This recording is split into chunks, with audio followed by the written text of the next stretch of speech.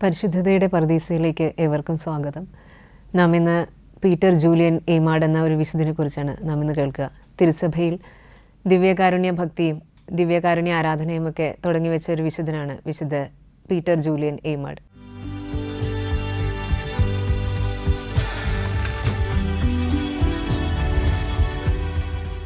അദ്ദേഹം ജനിച്ചത് ഫ്രാൻസിലെ ലുമേറ എന്ന സ്ഥലത്ത് 1811 ഫെബ്രുവരി 4 അദ്ദേഹത്തിൻ്റെ പിതാവ് ജൂലിയൻ എയ്മാഡ് ഒരു കർഷകനായിരുന്നു. അമ്മ രണ്ടാം വിവാഹത്തിൽ ലഭിച്ച അമ്മയുടെ പേര് മേരി മാഗ്ദലിൻ. അമ്മയും ഒരു കർഷക സ്ത്രീ തന്നെയായിരുന്നു.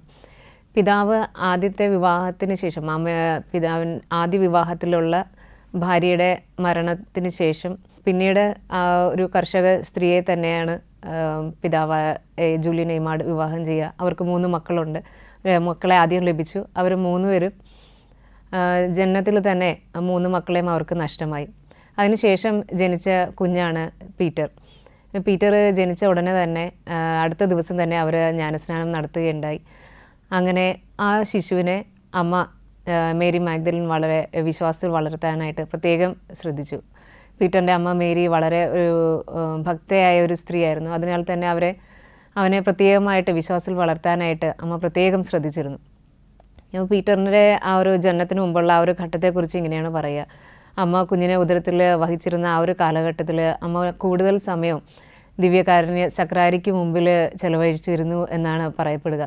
അപ്പോൾ ഈ ഒരു ആ ഒരു ഭക്തിയും ദിവ്യകാരുണ്യത്തോടുള്ള ആ ഒരു സ്നേഹമൊക്കെ കുഞ്ഞിനെ ഉദരത്തിലായിരുന്നപ്പോൾ തന്നെ അമ്മയിൽ നിന്ന് ലഭിച്ചിരുന്നു.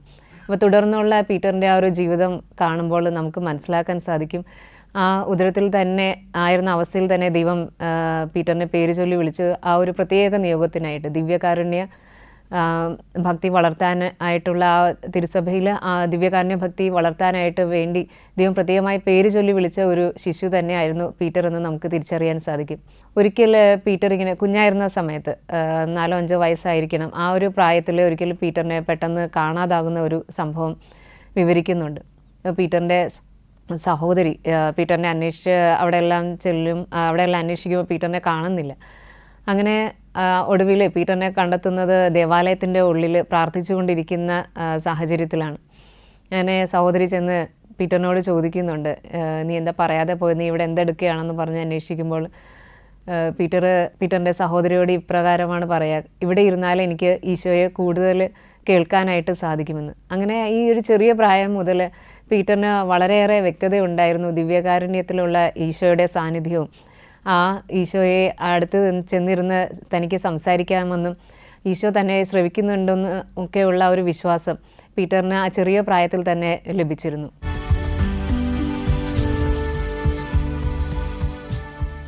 ആയിരത്തി 1828 പീറ്ററിനെ ജീവനതുല്യം സ്നേഹിച്ചിരുന്ന പീറ്ററിൻ്റെ അമ്മ പീറ്ററിന് നഷ്ടമാവുകയാണ്. അങ്ങനെ അമ്മയുടെ മരണത്തിന് ശേഷം പീറ്റർ വളരെയേറെ ദുഃഖിതനായി തീരുന്നു. ഇതേ സമയം തന്നെ ചെറുപ്പത്തിലെ തന്നെ പീറ്ററിന് ഒരു വൈദികനായി തീരണമെന്നൊരു ആഗ്രഹം പീറ്ററിൻ്റെ ഉള്ളിലുണ്ടായിരുന്നു. അമ്മയിൽ നിന്ന് അത് നേരത്തെ തന്നെ പീറ്ററിന് അതിനുള്ള സമ്മതം ലഭിച്ചിരുന്നു. പക്ഷേ ഈ ഒരു ആഗ്രഹം അതിനുശേഷം പീറ്റർ തൻ്റെ പിതാവിനെ അറിയിക്കുമ്പോൾ പിതാവ് അത് നിരസിക്കുകയാണ്. പിതാവിന് താല്പര്യം ഉണ്ടായിരുന്നില്ല പീറ്ററിനെ ഒരു വൈദികനാക്കുക എന്നുള്ളത്. അങ്ങനെ തുടർന്ന് അമ്മയുടെ മരണശേഷം പീറ്റർ തൻ്റെ പിതാവിനെ സഹായിച്ച് അങ്ങനെ കഴിഞ്ഞുകൂടുകയാണ്. അമ്മയുടെ മരണശേഷം പീറ്റർ ഇങ്ങനെ ഒരു കാര്യം കൂടി ചെയ്യുന്നുണ്ട്. തന്നെ പരിശുദ്ധ ദൈവമാതാവിന് സമർപ്പിച്ചുകൊണ്ട് പരിശുദ്ധ അമ്മയെ യഥാർത്ഥ അമ്മ ആയിട്ട് പരിശുദ്ധ അമ്മ തന്നെ ആയിരിക്കും ഇനി ഉണ്ടായിരിക്കുക എന്ന് പറഞ്ഞ് പരിശുദ്ധ ദൈവമാതാവിന് തന്നെ സ്വയം സമർപ്പിച്ചുകൊണ്ടാണ് പിന്നീടുള്ള പീറ്ററിൻ്റെ മുന്നോട്ടുള്ള ജീവിതം. അങ്ങനെ ഇരിക്കെ ഒരു ദിവസം അവരുടെ ഒരു സ്ഥലത്ത് അവരുടെ ഇടവകയിൽ ഒബ്ലേറ്റ് സന്യാസ സഭയിലുള്ള വൈദികർ ഒരു ധ്യാനം നടത്താനായിട്ട് കടന്നു വരികയാണ്. അങ്ങനെ ഈ വൈദികരുടെ ആ ഒരു ധ്യാനത്തിൽ നിന്ന് പീറ്ററിന് കുറച്ചുകൂടി പ്രചോദനം ലഭിക്കുകയാണ് വൈദികനായി തീരാനായിട്ട്. അങ്ങനെ തൻ്റെ ആ ഉള്ളിലുള്ള ആ ഒരു വിളി കൂടുതൽ ശക്തമായി തുടരുന്നതായിട്ട് പീറ്ററിന് അനുഭവപ്പെടുകയും വീണ്ടും തൻ്റെ പിതാവിനോട് അഭ്യർത്ഥിക്കുകയും ചെയ്യുന്നുണ്ട്. എന്നിരുന്നാലും പിതാവിൻ്റെ ആ ഒരു തീരുമാനത്തിൽ നിന്ന് വലിയ മാറ്റമൊന്നും ഉണ്ടാകുന്നില്ല. പക്ഷേ മനുഷ്യൻ്റെ തീരുമാനങ്ങൾക്കൊക്കെ അതീതമാണ് ദൈവത്തിൻ്റെ ആ ഒരു വിളി എന്നുള്ളത്. പീറ്റർ എല്ലാ പ്രതിസന്ധികളും അതിജീവിച്ചുകൊണ്ട് പീറ്റർ ഇവരുടെ ഒബ്ലേറ്റ് സന്യാസ സഭയിൽ ചേരുകയാണ് വൈദിക പഠനത്തിനായിട്ട്. അങ്ങനെ പീറ്റർ അവിടെ തുടരുന്ന സമയത്ത് പീറ്ററിന് വീണ്ടും ചെറിയ ചെറിയ രോഗാവസ്ഥകളൊക്കെ ഉണ്ടായിരുന്നു. അപ്പോൾ അങ്ങനെ പീറ്ററിന് ചെറിയ അസുഖങ്ങൾ, തലവേദന വളരെ ശക്തിപ്പെടുന്ന ഒരവസ്ഥ. ചെറിയൊരു തലവേദന അല്ലായിരുന്നു, ഏകദേശം മരണത്തിലേക്ക് വരെ നയിക്കുന്ന അവസ്ഥയിൽ, മരണാസന്നനായി തീരുന്ന ഒരവസ്ഥയിൽ വരെ പീറ്റർ എത്തിച്ചേരുകയുണ്ടായി. അങ്ങനെ ഈ അവസ്ഥയിൽ അവർക്ക് പീറ്ററിനെ അവിടെ തന്നെ തുടരാൻ അനുവദിക്കാൻ സാധിക്കുമായിരുന്നില്ല. അതുകൊണ്ട് പീറ്ററിനെ ഒബ്ലേറ്റ് സന്യാസ സഭയിൽ നിന്ന് അവർ തിരിച്ച് ഭവനത്തിലേക്ക് അയക്കുകയാണ്. അതിനെ തുടർന്ന് 1831 പീറ്ററിൻ്റെ തൻ്റെ പിതാവിനെയും നഷ്ടമാകുന്നുണ്ട്. പിതാവിൻ്റെ മരണത്തിന് ശേഷം പക്ഷേ ഒരു വളരെ നല്ലൊരു കാര്യം അവിടെ സംഭവിക്കുന്നുണ്ട്. പീറ്ററിന് നമ്മൾ നേരത്തെ കണ്ടു, പീറ്ററിന് പിതാവിന് പൂർണ്ണമായ സമ്മതം ഉണ്ടായിരുന്നില്ല എന്നുള്ളത്, പീറ്ററിനെ വൈദികനാക്കാനായിട്ട്. പക്ഷേ തൻ്റെ മരണത്തിന് മുമ്പ് പിതാവ് പീറ്ററിന് പൂർണ്ണമായ വൈദികനാകാനുള്ള പൂർണ്ണ സമ്മതം നൽകിയ ശേഷം ആണ് പിതാവ് മരണമടയുന്നത്. അങ്ങനെ ഇതൊരു വലിയൊരു അനുഗ്രഹം കൂടിയായി തീരുകയാണ് പീറ്ററിൻ്റെ ജീവിതത്തിൽ. അങ്ങനെ പീറ്ററിൻ്റെ അപ്പൻ്റെ മരണശേഷം ഈ ഒബ്ലേറ്റ് സന്യാസ സഭയിലുള്ള ഒരു സുപ്പീരിയറിനോട് പീറ്റർ തൻ്റെ ആഗ്രഹം വീണ്ടും സംസാരിക്കുകയാണ്. പക്ഷേ അവർക്ക് പീറ്ററിൻ്റെ ഒരു അവസ്ഥ കാരണം അതിൽ തന്നെ പീറ്ററിനെ തുടരാൻ അനുവദിക്കുക സാധ്യമായിരുന്നില്ല. പക്ഷേ അദ്ദേഹം രൂപത വൈദികരോട് സംസാരിക്കുകയും അവിടെ നിന്ന് അനുമതി ലഭിക്കുകയും തുടർന്ന് പീറ്റർ തൻ്റെ വൈദിക പഠനം ഗ്രനോബിൾ രൂപതയുടെ മേജർ സെമിനാരിയിൽ തുടരുകയാണ്.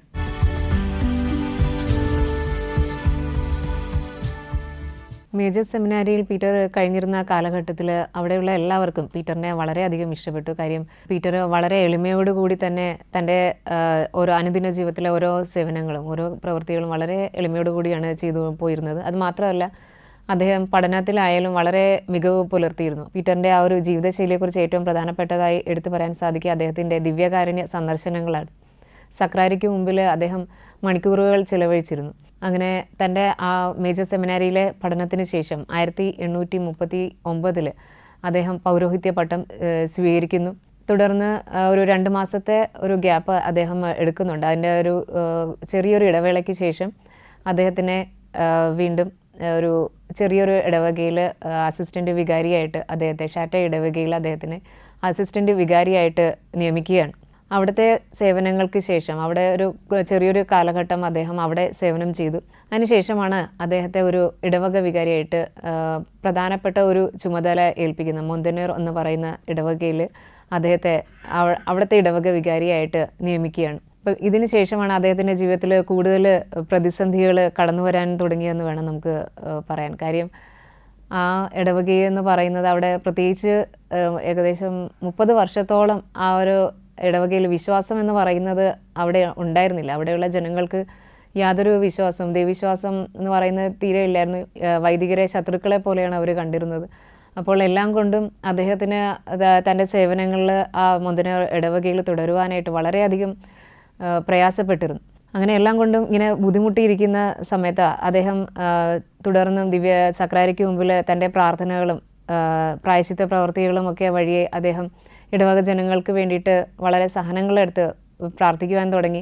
അദ്ദേഹം ദേവാലയത്തിൻ്റെ പുനരുദ്ധാനത്തിന് വേണ്ടിയിട്ടുള്ള പ്രവർത്തനങ്ങളും അദ്ദേഹം ഇതോടൊപ്പം തുടരുന്നു.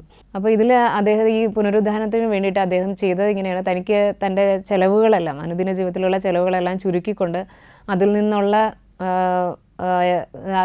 ലഭിക്കുന്ന ആ ഒരു തുകയെല്ലാം അദ്ദേഹം ദേവാലയത്തിന് വേണ്ടിയിട്ട് മാറ്റിവെക്കുകയുണ്ടായി. അതുകൂടാതെ പുറത്തു നിന്നുമൊക്കെ അദ്ദേഹം പണം സമ്പാദിച്ച് മറ്റുള്ളവരിൽ നിന്ന് പണം സംഭാവനയായി ചോദിച്ചുകൊണ്ട് അദ്ദേഹം ഇതിനു വേണ്ടി ഇടവകയ്ക്ക് വേണ്ടിയിട്ട് പുനരുദ്ധാനത്തിന് വേണ്ടിയിട്ടുള്ള പ്രവർത്തനങ്ങൾ ആരംഭിക്കുന്നു. ഇത് നമുക്ക് പറയാം ഒരു ഭൗതികമായൊരു തലത്തിൽ അദ്ദേഹം ഇങ്ങനെയെല്ലാം ചെയ്തിരുന്നു. എന്നാൽ അതിനേക്കാളൊക്കെ ഉപരിയായിട്ട് ഇടവക ജനങ്ങളുടെ ആത്മീയ കാര്യങ്ങളിൽ അദ്ദേഹം വളരെയധികം ശ്രദ്ധ പുലർത്തിയിരുന്നു. പ്രത്യേകിച്ച് കുട്ടികളുടെ മതപഠനത്തിലും അതോടൊപ്പം തന്നെ ഇടവക ജനങ്ങളെ മാനസാന്തരത്തിലേക്ക് കൊണ്ടുവന്ന് കുമ്പസാരിപ്പിക്കാനൊക്കെ ആയിട്ട് അദ്ദേഹം പ്രത്യേകം പരിശ്രമിച്ചിരുന്നു. അങ്ങനെ കാലങ്ങൾ കടന്നു പോയപ്പോൾ ആ ഇടവകയിലുള്ള ജനങ്ങൾക്ക് ആ ഒരു പുതിയ വൈദികനിലുള്ള ആ ഒരു വിശുദ്ധിയും തീക്ഷ്ണതയൊക്കെ അവരും തിരിച്ചറിയാൻ തുടങ്ങി. പതുക്കെ അവർക്കും ഈ ഒരു വൈദികനെ ഇഷ്ടപ്പെടാനൊക്കെ തുടങ്ങി. അങ്ങനെ ഇടവക ജനങ്ങളുമായിട്ട് തൻ്റെ ജീവിതം നല്ല രീതിയിൽ തന്നെ പോയിക്കൊണ്ടിരുന്നു. പക്ഷേ പീറ്ററിന് വ്യക്തിപരമായിട്ട് തൻ്റെ ആ ഒരു ഇടവക സേവനങ്ങൾക്ക് ഒരു പൂർണ്ണത, താൻ ഉദ്ദേശിക്കുന്ന രീതിയിലൊരു പൂർണ്ണത ഇല്ല എന്ന് അദ്ദേഹത്തിന് തോന്നിത്തുടങ്ങി. അദ്ദേഹത്തിനൊരു എന്താ പറയുക, ഒരു സംതൃപ്തി ലഭിക്കുന്നുണ്ടായിരുന്നില്ല. അപ്പോൾ അങ്ങനെ ഇരിക്കുന്ന സമയത്താണ് മാരിസ്റ്റ് സഭയിലുള്ള ഒരു വൈദികൻ ഈ ഒരു ഇടവകയിൽ അദ്ദേഹത്തെ സന്ദർശിക്കാൻ ഇടയാകുന്നതും അദ്ദേഹം ഈ ഒരു വൈദികനായിട്ടൊക്കെ സംസാരിക്കാനൊക്കെ ഇടവരുന്നത്. അപ്പോൾ ഇതിന് ശേഷം അദ്ദേഹത്തിൻ്റെ ലൈഫിൽ മറ്റൊരു ടേണിംഗ് പോയിൻ്റ് കൂടെ സംഭവിക്കുന്നുണ്ട്. അപ്പം അടിസ്ഥാനപരമായിട്ട് പീറ്ററിന് ഒരു മിഷണറി വൈദികനാകണമെന്നൊരു ആഗ്രഹം പണ്ട് മുതലേ ഉണ്ടായിരുന്നു. അപ്പോൾ ഇദ്ദേഹത്തെ കണ്ട് സംസാരിച്ച് കഴിഞ്ഞപ്പോൾ പീറ്ററിന് ആ മാരിസ്റ്റ് സഭയിൽ ചേരാനുള്ള ഒരു നല്ലൊരു ചായ്വ് അദ്ദേഹത്തിന് മനസ്സിൽ തോന്നി. അദ്ദേഹം ഈ ഒരു വൈദികനോട് തൻ്റെ ഒരു ആഗ്രഹം തുടർന്ന് പറയുകയാണ്. അദ്ദേഹത്തിൻ്റെ തുറന്നുള്ള ആ ഒരു സംസാരം വൈദികന് ഇഷ്ടപ്പെടുന്നു. വൈദികൻ അദ്ദേഹത്തെ വളരെ സ്നേഹപൂർവ്വം തൻ്റെ സഭയിലേക്ക് പീറ്ററിനെ സ്വാഗതം ചെയ്യുന്നുണ്ട്.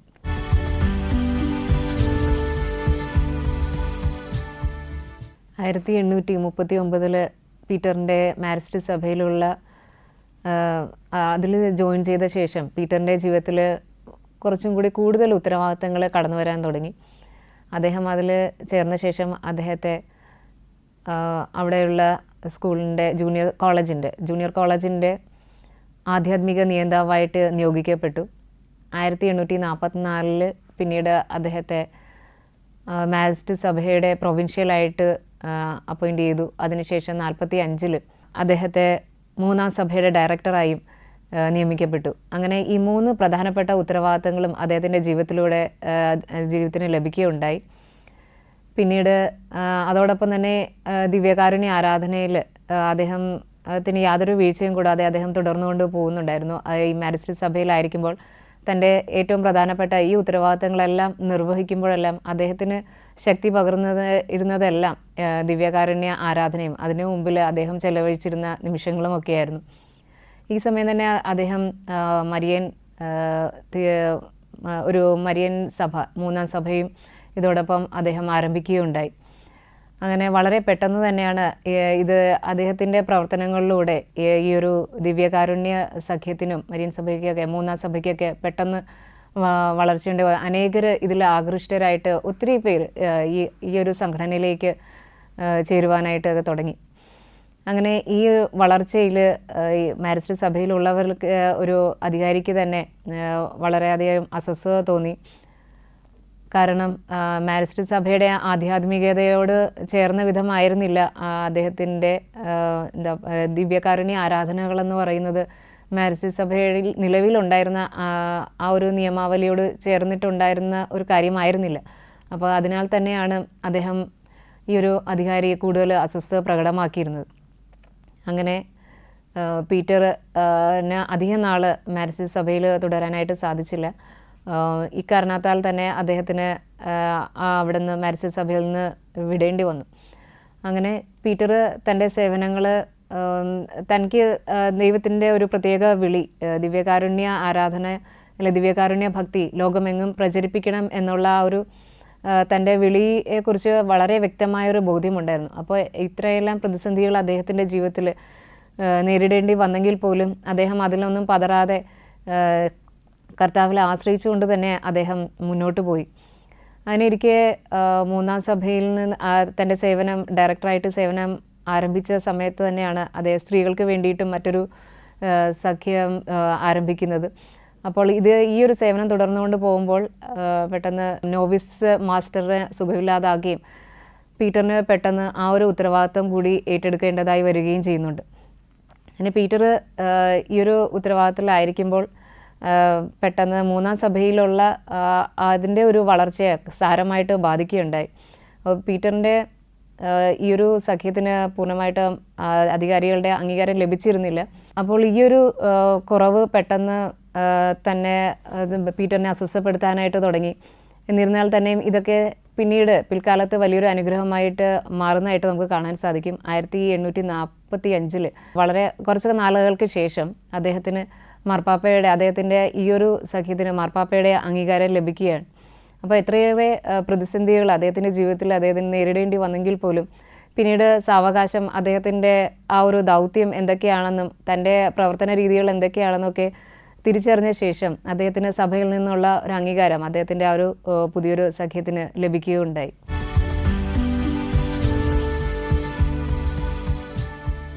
മാരിസ്റ്റ് സഭയിൽ നിന്ന് തിരിച്ചു വന്ന പീറ്ററിന് വളരെ വ്യക്തമായൊരു ബോധ്യം ലഭിക്കുകയാണ്. അതായത് അദ്ദേഹത്തിന് ദിവ്യകാരുണ്യത്തിൻ്റെ പ്രചാരകൻ എന്ന നിലയിൽ പുതിയൊരു ദിവ്യകാരുണ്യ സഭ ആരംഭിക്കാനായിട്ടാണ് ദൈവം ആഗ്രഹിക്കുന്നതെന്ന് അദ്ദേഹത്തിന് തിരിച്ചറിയൽ ലഭിക്കുന്നു. അപ്പോൾ അതിനെ തുടർന്ന് അദ്ദേഹത്തെ അനുഗമിക്കുന്ന ഏതാനും ചിലരുണ്ടായിരുന്നു. അവരോടൊന്നിച്ച് അദ്ദേഹം പുതിയൊരു സഭയ്ക്ക് രൂപം കൊടുക്കാനുള്ള തീരുമാനവുമായിട്ട് അദ്ദേഹം ഇറങ്ങിത്തിരിക്കുകയാണ്. അങ്ങനെ അവർക്ക് താമസിക്കാനായിട്ട് ഒരിടം ഉണ്ടായിരുന്നില്ല. അങ്ങനെ അവരുടെ തിരിച്ചുള്ള യാത്രയിൽ, മാരിസ്റ്റ് സഭയിൽ നിന്ന് തിരിച്ചുള്ള യാത്രയിൽ പാരീസിൽ വ്യാകുല മാതാവിൻ്റെ ഒരു സന്യാസ സഭയിൽ അവർ അഭയം പ്രാപിക്കുകയാണ്. അവിടെയുള്ള സന്യാസികളോട് അവർ തങ്ങളുടെ ആവശ്യം പറയുമ്പോൾ അവർ പറയും, ഞങ്ങൾ വളരെ ദരിദ്രമായൊരവസ്ഥയിലാണ് ഇവിടെ കഴിഞ്ഞുകൂടുന്നത്, നിങ്ങൾക്കിവിടെ താമസിക്കാം, പക്ഷേ വളരെ കഷ്ടപ്പെട്ടുള്ള ഒരു ജീവിതമാണ് ഞങ്ങൾ ഇവിടെ നടത്തുന്നത്, അപ്പോൾ നിങ്ങൾക്ക് താമസിക്കാനുള്ള സൗകര്യങ്ങളൊക്കെ വളരെ പരിമിതമായിരിക്കും എന്ന് അവർ പീറ്ററിനോട് പറയും. പക്ഷേ പീറ്ററിൻ്റെ ഉത്തരം ഇതായിരിക്കും, ഞങ്ങൾ ദിവ്യകാരുണ്യമുണ്ടല്ലോ, ഞങ്ങൾക്ക് അത് മതി എന്ന് പറയും. അപ്പോൾ എത്രയൊക്കെ പരിമിതികൾ അല്ലെങ്കിൽ പ്രതിസന്ധികൾ ജീവിതത്തിൽ ഉണ്ടായിരുന്നെങ്കിലും അദ്ദേഹത്തെ മുന്നോട്ട് നയിച്ചിരുന്ന ദിവ്യകാരുണ്യനാഥനോടുള്ള ആ ഒരു സ്നേഹവും ഭക്തിയുമൊക്കെ ആയിരുന്നു. അങ്ങനെ അവർ തങ്ങൾക്ക് വേണ്ടിയിട്ടുള്ളൊരു ഭവനത്തിൻ്റെ അന്വേഷണത്തിൽ അവരുടെ ഒരു കെട്ടിടം അവർക്ക് പാരീസിൽ തന്നെ അവർ കണ്ടെത്തുന്നുണ്ട്. പക്ഷേ പത്രവാർത്തയിൽ നിന്ന് അദ്ദേഹം പെട്ടെന്ന് തിരിച്ചറിയുകയാണ്, അതായത് ഈ കെട്ടിടത്തിൻ്റെ അല്ലെങ്കിൽ തങ്ങൾക്ക് ലഭിച്ച ആ ഒരു സ്ഥലത്തിൻ്റെ നടുവിലൂടെയാണ് ദേശീയപാത കടന്നു പോകുന്നത്. അപ്പോൾ ഇത് പെട്ടെന്ന് അദ്ദേഹത്തിന് ആശങ്കകുലനാക്കും. അങ്ങനെ അവരവിടെ ചെന്ന് അന്വേഷിക്കുമ്പോൾ ആ സ്ഥലത്ത് ഒരു മതിൽ മാത്രമേ അവശേഷിക്കുന്നുണ്ടായിരുന്നുള്ളൂ. അവർക്ക് ലഭിക്കുമെന്ന് പറഞ്ഞ ആ ഒരു കെട്ടിടം എന്ന് പറയുന്നത് അവിടെ ഉണ്ടായിരുന്നില്ല.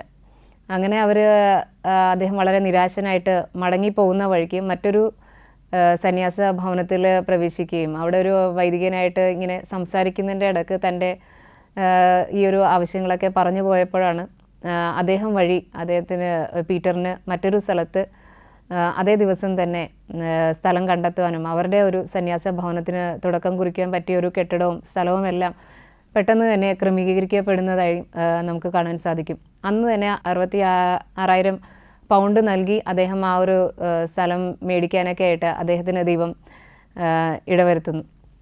അങ്ങനെ പീറ്ററിൻ്റെ ഈ ഒരു ദിവ്യകാരുണ്യ സഭാസ്ഥാപനവുമായിട്ട് ബന്ധപ്പെട്ട് അവർക്ക് ഒത്തിരിയേറെ കാര്യങ്ങൾ ദൈവം വഴിയിൽ ക്രമീകരിച്ച് നൽകുന്നുണ്ട്. അപ്പോൾ പീറ്റർ ഇങ്ങനെയുള്ള കാര്യങ്ങൾ തൻ്റെ സഭാസ്ഥാപനമായിട്ട് ഓടി നടന്ന് ചെയ്യുമ്പോഴും ദിവ്യകാരുണ്യത്തെക്കുറിച്ച് പ്രസംഗിക്കുന്നതിനൊക്കെ അദ്ദേഹം യാതൊരു മടിയും കാണിച്ചിരുന്നില്ല. പല ദേവാലയങ്ങളിലും സന്ദർശിച്ച് ദിവ്യകാരുണ്യ ഭക്തിയെ വർദ്ധിപ്പിക്കാനായിട്ട് പല സ്ഥലങ്ങളിലും പ്രസംഗിക്കാനൊക്കെ ആയിട്ട് അദ്ദേഹം ഓടി നടന്നിരുന്നു. അപ്പോൾ ഇങ്ങനെ തുടർച്ചയായിട്ടുള്ള യാത്രയിൽ അദ്ദേഹത്തിന് സാവധാനം ശാരീരിക അസ്വസ്ഥതകളൊക്കെ വന്നു തുടങ്ങി.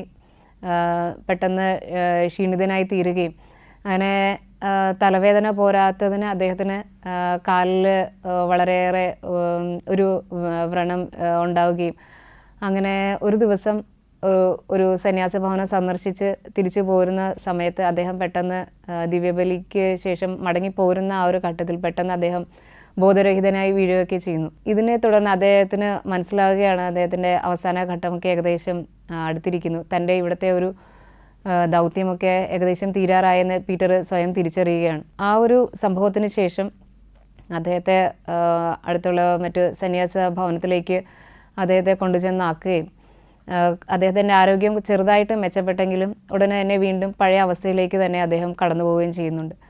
അദ്ദേഹത്തിന് പിന്നീട് അദ്ദേഹത്തിൻ്റെ ബോധം നഷ്ടപ്പെടുന്നു. അപ്പോൾ ഈ സമയത്ത് അദ്ദേഹത്തിൻ്റെ ആ ഒരു അവസാന നാളുകളെക്കുറിച്ച് ഇങ്ങനെയാണ് പറയുക. അദ്ദേഹത്തിൻ്റെ സമീപത്തുണ്ടായിരുന്നവർ പീറ്റർ കിടന്നിരുന്ന ആ കട്ടിലിനരികിൽ പീറ്ററിൻ്റെ കാലിൻ്റെ ഭാഗത്തൊരു വലിയൊരു പ്രകാശം കണ്ടുവെന്ന് പറയുന്നു.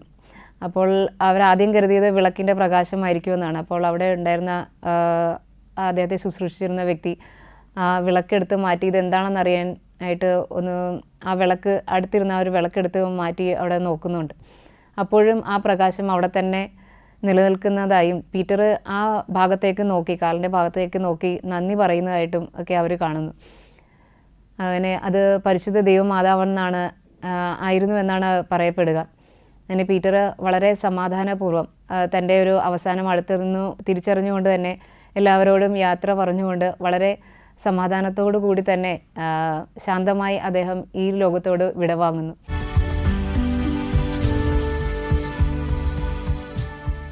പീറ്ററിൻ്റെ ജീവിതത്തിലേക്ക് തിരിഞ്ഞു നോക്കുകയാണെങ്കിൽ നമുക്ക് കാണുവാൻ സാധിക്കും. കാര്യം ദൈവം അദ്ദേഹത്തെ ഏൽപ്പിച്ചിരുന്ന ആ ഒരു ദൗത്യം, ദിവ്യകാരുണ്യ ഭക്തി പ്രചരിപ്പിക്കുക എന്നുള്ള ആ ഒരു ദൗത്യം ഏറ്റവും തീക്ഷ്ണതയോടുകൂടിയും വിശ്വസ്തയോടുകൂടിയും അദ്ദേഹം തൻ്റെ ജീവിതത്തിൽ ഓടി നടന്നുകൊണ്ട് തന്നെ അദ്ദേഹം അത് നിറവേറ്റി.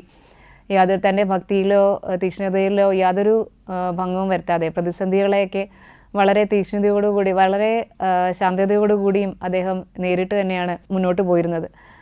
ഇതുപോലെ നമ്മുടെ ജീവിതത്തിലൊക്കെ ഒത്തിരിയേറെ പ്രതിസന്ധികൾ കടന്നു വരുമ്പോഴും എല്ലാം ദൈവത്തോട് ചേർന്ന് നിന്നുകൊണ്ട് നമുക്ക് നേരിടാനായിട്ട് സാധിക്കണം. പീറ്റർ ജൂലിയൻ്റെ ജീവിതം നമ്മുടെ ജീവിതത്തിന് വലിയൊരു മാതൃകയാണ് നൽകുക. പീറ്ററിൻ്റെ മരണശേഷം 1968 പീറ്ററിൻ്റെ വിശുദ്ധ ജോൺ പോൾ മാർപ്പാപ്പ അദ്ദേഹത്തെ വിശുദ്ധനായിട്ട് പ്രഖ്യാപിക്കുകയാണ്. പീറ്ററിൻ്റെ മരണശേഷം ഇങ്ങനെ പറയാം, അത് ഏതാനും വർഷങ്ങൾക്ക് ശേഷം പീറ്ററിൻ്റെ ആ ഒരു ശവകുടീരം തുറക്കുമ്പോൾ അപ്പോഴും മുഖത്തിൻ്റെ ഭാവം പോലും, അന്നുണ്ടായിരുന്ന ആ മുഖഭാവം പോലും മാറ്റം വരാത്ത രീതിയിൽ വളരെ ഇൻടാക്റ്റായിട്ടോ യാതൊരു മാറ്റവും വരാത്ത രീതിയിലാണ് കാണപ്പെടുക എന്നാണ്. അപ്പോൾ പീറ്ററിൻ്റെ ജീവിത വിശുദ്ധി തൻ്റെ ഭൗതിക ശരീരം അഴുകാത്ത അവസ്ഥയിൽ കണ്ടെത്തുമ്പോഴും നമുക്ക് എത്രത്തോളം വിശുദ്ധിയോട് കൂടിയാണ് അദ്ദേഹം തന്നെ ജീവിതം നയിച്ചതെന്ന് നമുക്ക് തിരിച്ചറിയാനായിട്ട് സാധിക്കും.